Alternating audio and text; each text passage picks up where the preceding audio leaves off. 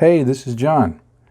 We're going to be looking at the final build video of Bandai's B-Wing fighter, covering weathering and final steps and getting it ready for display.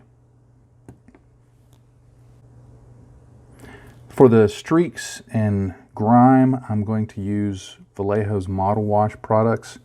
I've picked the Desert Dust and European Dust to be my primary tools for that. They'll allow me to get a nice brownie appearance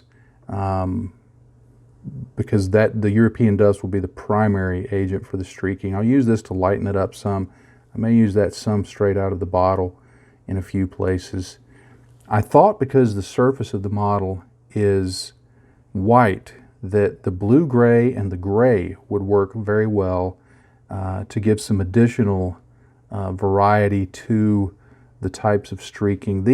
My thinking now is that these will be used highly thinned just to simulate more of a dot filter approach with some of the streaks. Not that I want to have great big swabs of blue-gray across the model, but just to give a little bit of that streaked effect.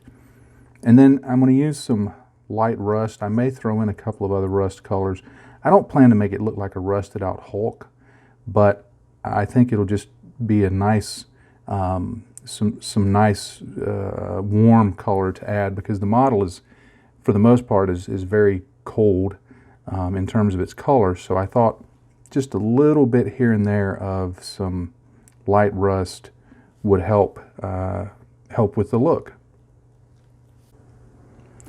I'll also use the Vallejo Weathering Effects oil stains, engine soot, and petrol spills for various grease and grime and oily things like that. The petrol spills is really good for a non-oil replacement.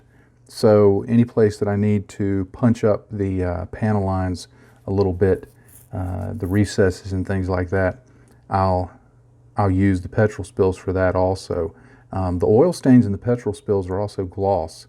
So if I want something to look kind of fresh and new, I'll apply that. Actually, I'll have to apply that after the final matte coat so that I'll retain the gloss. And then finally, for the chipping, I'll use this chipping brown on the white parts. I'll just use my spaceship white that I mixed up for the blue parts. But I've started using this chipping brown from Vallejo Mecha Color. I like it a little more than the Ammo of MIG chipping color that I had been using. This paint is just a little thicker, and I like the way it goes on the model better when applying sponge chipping or brush chipping. The color's about the same. There's nothing really wrong with the Ammo product. It's just because it's so thin, sometimes I found it didn't do what I wanted it to do with the chipping color, and this is proving to be a much more useful color for me. All right, the plan of attack, I suppose you could call it, for weathering will be to start off adding the various streaks and grime to the spaceship. What I'll do, the way I like to work when I'm adding streaks and grime and just the overall surface stuff to the model, to give it some variety, to break up these panels, what I like to do is work, the order of the way I apply it is in terms of contrast. So, for example, with the washes, I'll start off with this European Dust wash, adding streaks and grime and splotches and splatters and all of the other things, because this is the highest contrast streaking color that I'm going to be using in terms of the white. Then once those are on, I'll apply the Desert Dust over that. Now, during the application, I may do a little of applying them both at the same time in certain areas, but the reason I'll do it, I try to think in terms of contrast, is this if I want this to show up, it will look better if placed over or next to other streaks of the European dust because of the contrast of the two. And I may be overthinking it, but in my head, I like to have things organized for my plan of attack, so to speak. So that's why I think that way. It works in my head. As I mentioned earlier, these blue areas will be chipped with white.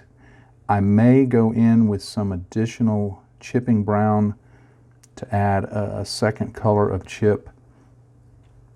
I like the look of that overall, the 2 and 3 color chipping method. But sometimes I just feel like when I do it, it looks a little too contrived. So I tend to use it sparingly, so that it doesn't look. You want the chips to look like chips, but you don't want them to look like painted on chips. One time I went into a museum showing old World War II aircraft, and they had a Messerschmitt 109 on display that was actually just a fiberglass and aluminum reproduction, and you could tell that they had painted on, like a modeler, all of the exhaust stains and chips and everything. And of course, because it was in 1:1 scale, it was very apparent, and whoever had done it had done it in fairly obvious fashion, you know. And I remember taking a picture of that and looking at that from time to time and going, that's not how I want my models to look. So I'll probably stick more with 1 color chipping, just to try and keep my nose between the ditches, so to speak. And then these areas of where the pipe work is, where the detail work is, that's where I'm going to be introducing some oil staining and things like that. Although I like doing it where you see access doors like this, almost to suggest that, you know, at some point there's been something inside there that broke loose and it sprayed oil around. There's a raised line right there. You know, I'm going to call that a hydraulic line and add some staining to that. So there'll be little streaks and things all around on the model. And then once all of those acrylic products are applied, I'll go in with the airbrush, and using some highly thinned Tamiya paint, we'll add additional streaks and stains and things like that. I like doing it after I do the other streaking because I think it tends to tie it together, and it also, by doing the streaking first, it kind of informs me where the initial staining is, and then when I go in with my airbrush, I can enhance certain areas that way. There's nothing that says you can't do a little of one and then a little of the other and just kind of combine and work in stages. But my brain just likes to have everything in a fairly neat, orderly fashion. So that's the order of operations I'll be doing this in. All right, to get started, just a brief review of where the model is at in terms of finish. Right now, it is gloss coated, it has been panel lined, decals have been applied, and then another gloss coat over all of that to seal everything in. So all of the products that I'll be applying will be going directly onto a clean glossed surface. The way those products will behave on the surface, it does matter whether it's matte or whether it's gloss. I like to work with gloss. However, you can do it over a matte or a satin surface. It just gives you a slightly different finish as you apply the products. The more matte the surface is, the more that the washes and stains will tend to bleed out a little bit. If that's the effect you're going for, then it's perfect. But you have to, as with anything in this hobby, you just have to experiment a little bit in order to find out how the different products are gonna work. I'll be using a different palette this time, my metal palette with little wells in it. I find that works really nicely for the washes, especially if I'm going to be taking a little time. They don't tend to dry up as fast on here. I know I could use a wet palette, but I'm lazy, and I tend to not be able to use a wet palette very well. So it's something I'm still working on off camera. For the application, I'm going to go with a number 0 liner brush. I like the point that I can get on the brush and its size and the amount of wash that it holds. The liner brush seems to work well for this. I can use I've used a number 2 round for heavier applications, or for stippling it works nicely, but I prefer to use this for most of my washes.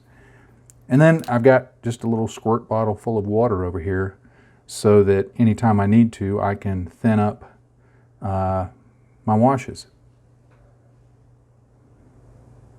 All right, let me prepare one of the washes to get started with, just to show it on camera.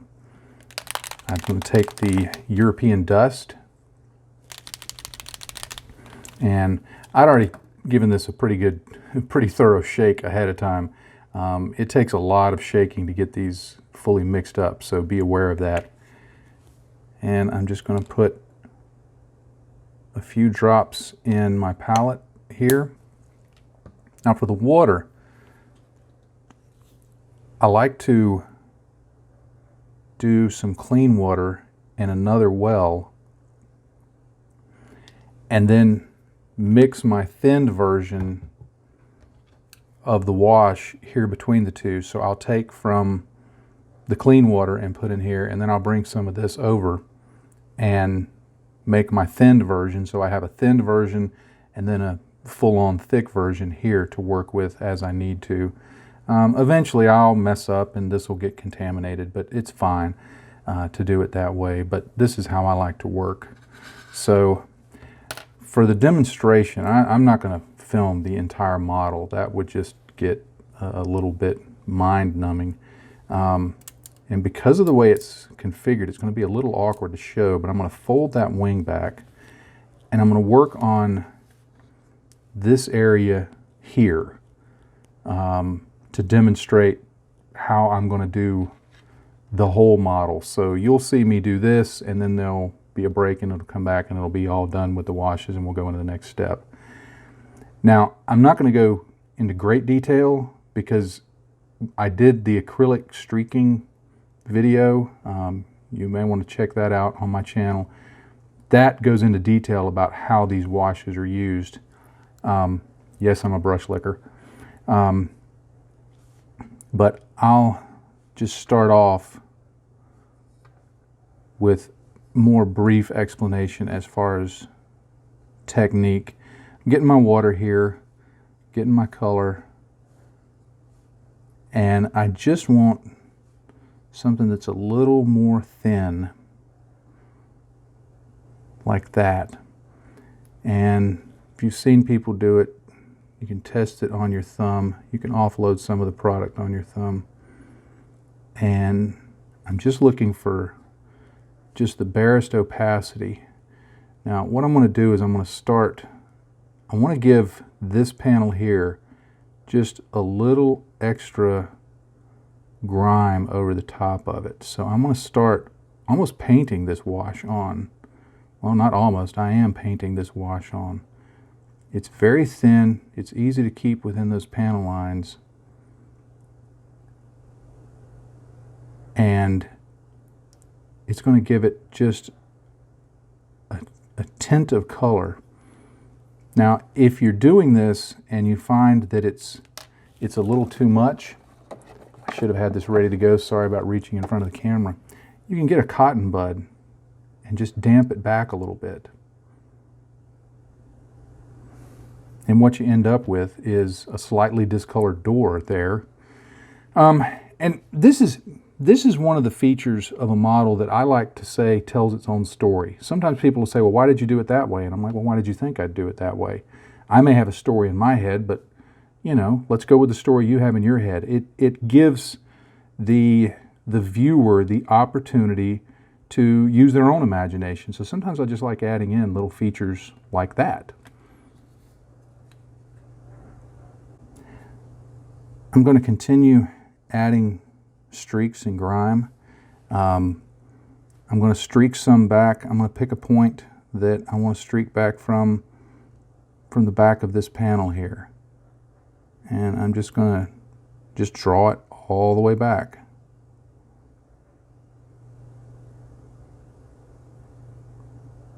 Now, I have to be real careful. I'm already seeing that I'm doing this, but I have to be real careful about not evenly spacing things. Sometimes a faster, what I call flick method, can work better because it's a little more random, like this. You don't have time to think about the distribution, so that can help reduce randomness or increase randomness. We don't want to reduce randomness in this case.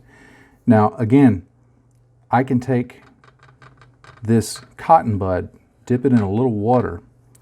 If the effect is a little more than I want, right now it is. Anytime I'm starting streaking on a model, I kind of go through a process of saying, okay, what's too much, what's too little.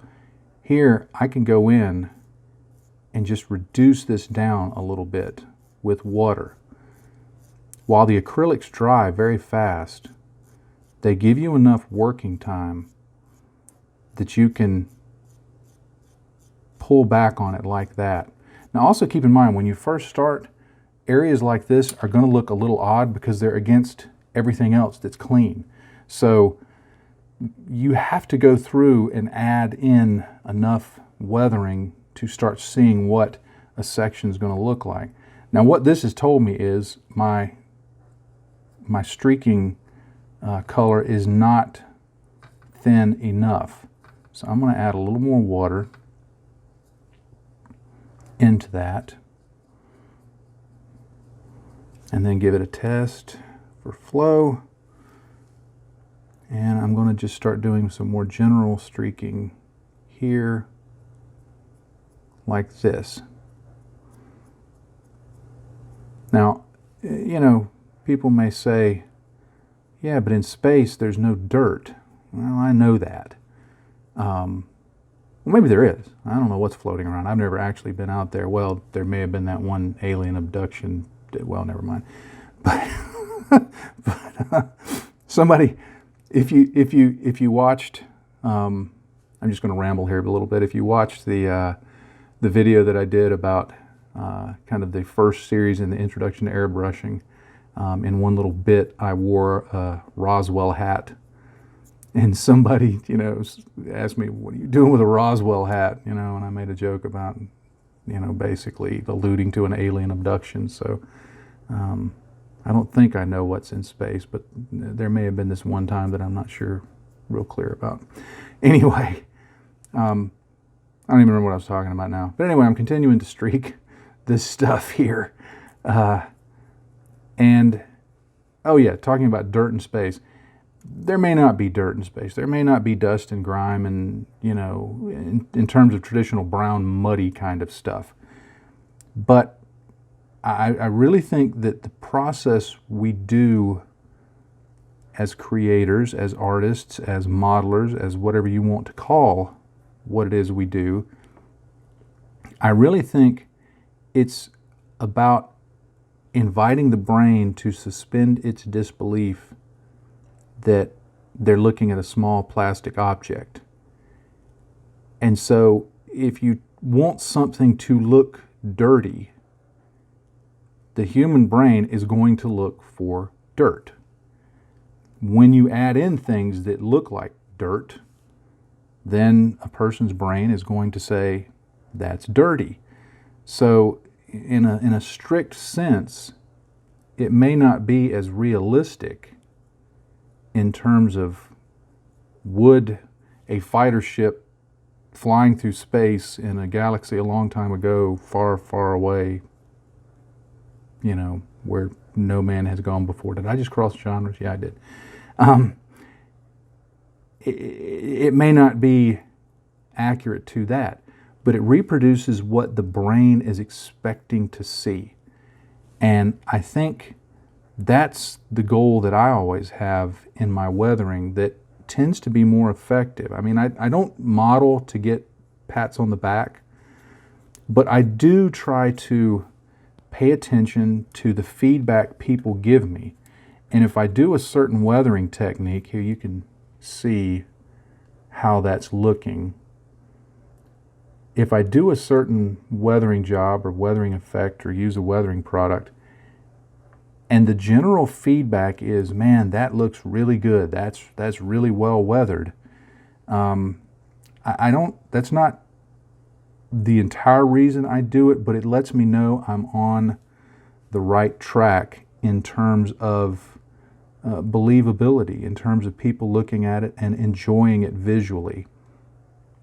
Because, yeah, I do this as a hobby, but of course doing it where you're putting yourself out in front of people as much as it demands to do it in the way that I do it, you want people to enjoy the work. I can really say I'm not after the pats on the back, as nice as they are. I really do want people to look at it and be pleased, be happy, to find some kind of joy in viewing the models that I build. That they feel better that they saw them rather than didn't see them. So that's kind of what drives how I weather, is thinking about how will the viewer perceive that, and does it invoke a certain emotion, a certain thought of what this thing has been through, rather than did this type of to go back to my airbrush video, did this type of dust appear on this spaceship at this point in time in that battle? That's less of a concern to me than the person actually looking at it when it's all done. All right, I'm going to start working with another color. I'm going to add in this desert dust. So what I'm going to do is I'm going to rotate my palette around and kind of come in from the opposite side. Put a few drops in here and go through the same process I did before of bringing some water over. I could use a bigger brush to do this, but to avoid having to reach for a second brush every time, I'll just stick with this one-liner brush. Now this color, I want to be much, much thinner. Sometimes, it sounds weird to say, but sometimes I try to add color to a model that you're really not seeing. The only way you would really notice it is if it were absent. In my mind, I think of these as what I call the bass colors, B-A-S-S, like the musical instrument. A lot of times in certain music that you listen to, now sometimes it's very obvious, but sometimes you don't really hear the bass consciously, but if you turn the bass down, you notice its absence.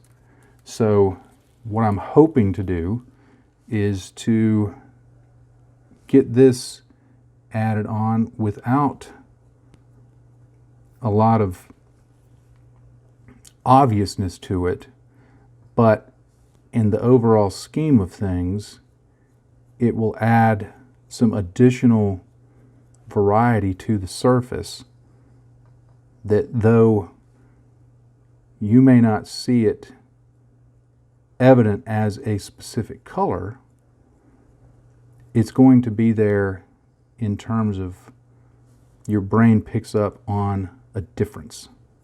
That's what I'm going for. Now, I always say this, and sometimes it proves true and sometimes it doesn't. You probably won't be able to see this on camera. I'm barely able to see it here in the real world, so to speak. But that's what I'm going for. Now, as you add a color like this, if it's not doing what you want, bring over a couple of more drops from your full well to the thinned well and just punch up the color a little bit. The beautiful thing about any of these streaking, and this applies for enamels and oils as well as these acrylics, is if they're not obvious enough, just keep adding layers. I think it's those layers that really give depth to the finish. So don't be afraid to layer the colors up, to do it in the order that I'm doing it in, and then do it again in certain places. It really helps with the depth of the finish. But I'm seeing what I want to see, which is just some slight staining, some slight tonal variation, something to tone that white down just a bit. I'm even going to go in here, and this is just to demonstrate how, I don't know of a better word to say than serendipitous. Don't ask me to spell it. But how serendipitous this process is. I was just, as I'm doing this and I'm talking, my brain goes, discolor this panel right here. And, maybe it's been switched over from another ship. Maybe when they took it off to work on it, they set it down and it was near something dusty or dirty. Maybe the crewman who was supposed to clean it didn't clean this panel as well as he did the others. But what I've done, and it's only really visible in certain lights, but it breaks the surface up. Man, I like that. It's not often that I do that with my work, that I look at it and there's a certain part that I go, man, I really like that. But that achieved enough that I think I'm going to do it in another place and see if I can get away with it. Now the trick will be doing this, remembering to do this. For me, the trick will be remembering to do this across the rest of the model. It doesn't necessarily need to be evenly distributed, but you don't have to avoid even distribution. I mean, the story in your mind could be this panel and the corresponding panel on the other side were made by a supplier on another planet that used a slightly different color of white paint. That could be your whole story, your whole reason for doing those sections that way. So, I'd say don't be afraid to make up little, what would be a good word, micro stories, I suppose, for the model. And even if you never tell anybody, the only reason you're hearing about it is I'm kind of doing this on the fly, and so you're hearing it as I go. But that's the process that goes on in my head. Is I'm not just applying product.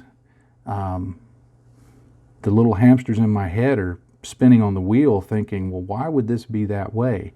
And as soon as I start thinking why, I can come up with some pretty elaborate stories in my brain, right down to, all of a sudden daydreaming about the crewman that may be doing this, and his name is Rusty, and he had a bad day at work, and he goes home, and his wife's asking him, how did the day go? And he said, I was trying to get that stupid B-wing fighter cleaned up, but there's so much dirt and grime and streak, and so I just left this one panel completely unwashed because I'm just sick of it. I'm ready to come home now. Is dinner ready yet? Where's the kids? Pet the dog. My brain is a strange place. But that's I think that's what makes the hobby fun, and also I think that's what gives life to the model. When you're thinking in those terms, it changes the way that you apply products and you apply streaking, you apply weathering. It becomes real for you. And that changes things. So I think it's a valuable process to go through. Okay, Now I'm going to introduce some of this gray wash in. So I'll continue using the same process I did before. I've turned my palette around. I'm going to give a clean well of water right there. And what I'll do is I'll have the gray colors here and then the blue color here. And what this allows me to do is, as I'm working across the whole model, these things, they dry out slow enough that I can work from the whole palette without any problem. So that's my gray. Now the gray wash looks really dark when you apply it to the palette. It actually dries up somewhat lighter than that, not a whole lot, but it dries up lighter than that. So be aware of that if you're using these gray washes. Now these, I'm going to be a little more concentrated in terms of where I'm placing them. So these I will streak back. These are tended to be less, I'm thinking of these less as surface streaks and grime and dirt from the outside environment, but I'm thinking of these more as stuff from the inside coming out. So the way that I'll apply them, the places I'll apply them, the method I'll apply it with is going to be a little different. I may still use the general streaking method that I do, just bringing it across the model, but for this I'm thinking much more in terms of specific places that it's going to go. Like here, like if this line has a leak somewhere, or it has a leak and there's grime and dirt that collect along this line that might streak back. And I was so happy with how that panel turned out in the previous segment that I think I'm going to do that on a few more, just to give it a little bit of variation. Now, some people will accuse us, if we do this, of making it look like a quilt. And I think there's some validity to that, that if you make every panel a slightly different color, it can look like a quilt. But I think there's some value in subtle panel differences. I noticed when I was flying out to visit family at Christmas, I was sitting in the plane. We were flying somewhere over the southeast U.S., and I just looked out the window at the wing, and I was observing that in certain lights, every panel along the wing was a slightly different finish or color, had different levels of streaking and grime. Every one, you could see a difference between each one. Now they were all, if you could qualify that with percentages, they were all within just a few percentages of each other in terms of, I guess you'd say the RGB value, the color value. They were all close together, but every single one of them was different. And in fact, as I looked at, I was surprised at how grimy the airplane actually was. I mean, you know, you're flying in this airliner, you'd like to think, you know, they keep this doggone thing as well maintained as possible. But I was looking down at the panel separations that I could see right up close to the window, and some of them were actually quite grimy. And so, you know, when somebody says, "Oh, you don't see panel lines on a real aircraft," I took a photo. It didn't turn out very well, but I took a photo of it because I was thinking, you most absolutely do see this stuff. There it is, right there. But I'm continuing between my rambling of adding in streaks with this color. Now, when it dries out, it's not going to be a whole lot different than the brown that I applied, but the eye will pick up on those differences. And I think that's what gives visual interest. I think, you know, and I bring his name up all the time, and somebody may accuse me of being a fanboy, but it is what it is. I think it was Lincoln Wright that I heard say something to the effect of, you know, we're rewarding, I can't say that. He said it better in his Australian accent. Doggone it. We are rewarding the viewer with visual interest. You know, they're taking time to look at it, so let's give them a payoff.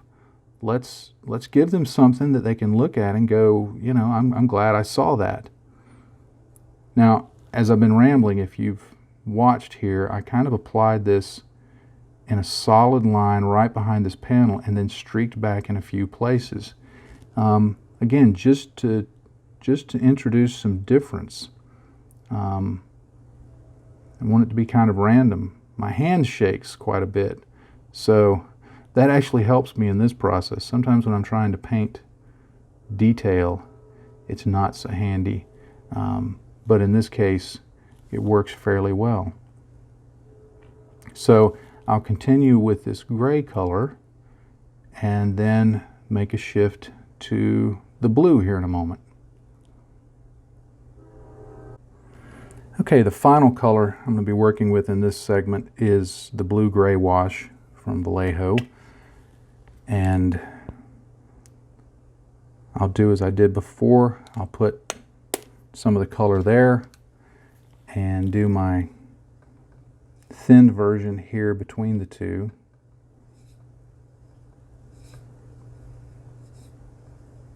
And I'll show you my palette here in a second. I'm actually shooting this. I'm up very early every morning. I'm actually shooting this in the morning. I'll go back over the next day or two and finish this, and then begin shooting the next segment for the next type of weathering the next set of weathering products I'll be adding. But I wanted to show, if I were working, and pardon the reach across the camera, but this is what my palette looks like. And if I were working on this without filming it, if I were doing it all at once, I would have all of these, I would have set this up ahead of time this way so that I could quickly move from one to the other, and if I wanted to dab from this one and then get a little on there, and then from this one and get a little on there, it would all be right here. And if I wanted to get anything between these colors, say I wanted to mix a little bit of this and a little bit of this, I would just do so right here in the middle. So having these little wells and the colors set up in this way gives me a really quick method for working around the model. So as with the gray, I'm going to be a little more selective here because there's really not a whole lot of reason for there to be a blue color streaked across here. So I'm just going to try to be very subtle with this.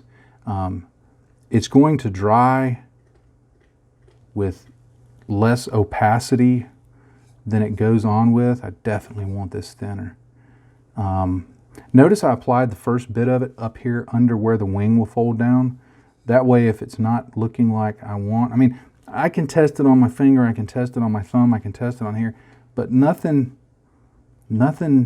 will replicate how it looks on the model, like putting it on the model. And you know, I tend to my work is always an experiment in progress. I tend to experiment on the model a lot. And you may be thinking, well, it shows, buddy.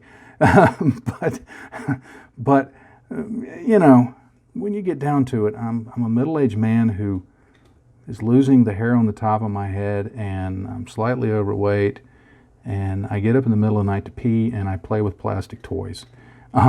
So I can't take myself quite too serious. So yeah, that's better there. So I'm going to just continue adding this in. And again, in my head, there's little stories of why this is where it is. But,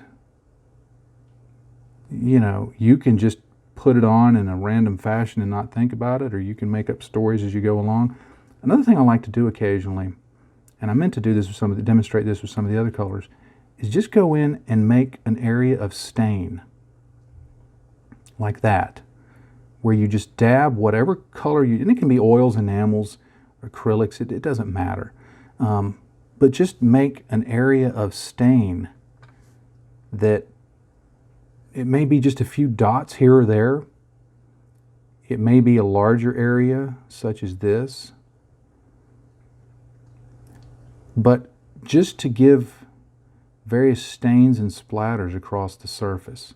And I'll go back when I'm doing this on the rest of the model, and I'll add in the other colors so that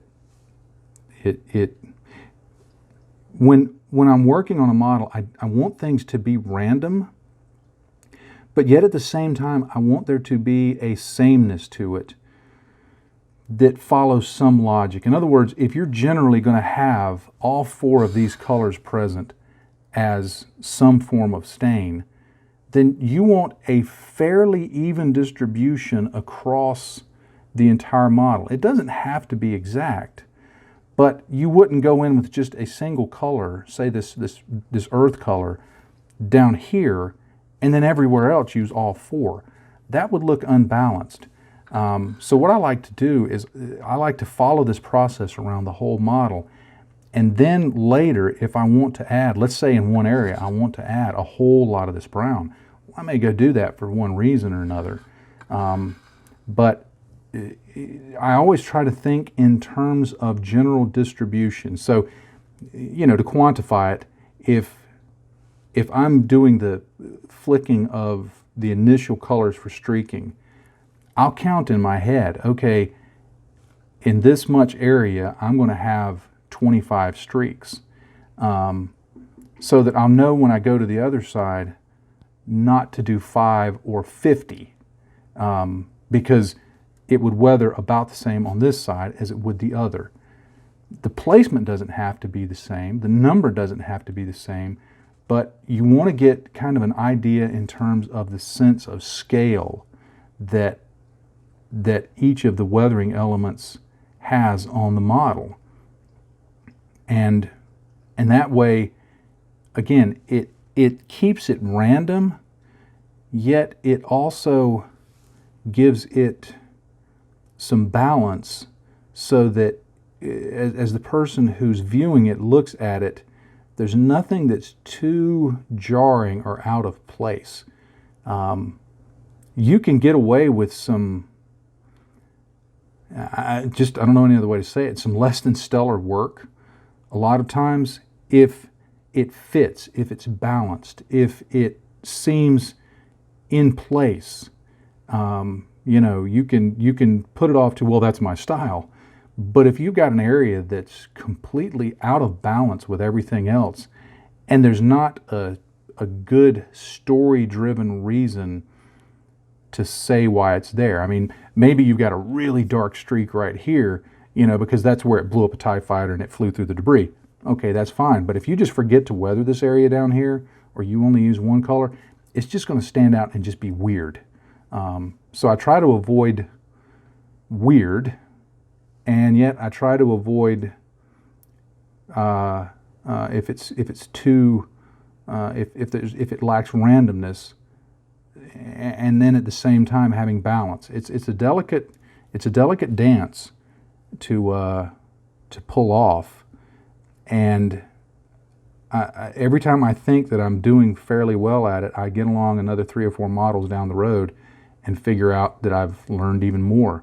I think I'm starting to get to the point that I've actually realized I'm never going to stop learning. I mean, we say that, we often say that, but I think as I get older, I'm starting to finally actually go, yeah, that's a thing. It's not just a saying, it's a real thing. So I'm going to call this section mostly done for the sake of video, and next we will talk about adding in the grimes and the oils and the hydraulic fluids. Okay, I've gone around the entire model and added the streaking and grime. I demonstrated it in this section, but I went around and finished the model. I'll probably go back and add a few touch-ups. As I tend to add more weathering, I let later weathering kind of inform additional touch-ups from the previous steps. It just makes things, keeps them balanced as the model is weathered. I may not. It just depends on how it's turning out. But so far, I'm happy with it. At this stage, it looks a little plain, but it's not. It's actually a spaceship. Oh, sorry, bad joke. But the other weathering steps are, of course, going to accentuate things and kind of complete the picture. Now, the next step I plan to do is going to be chipping.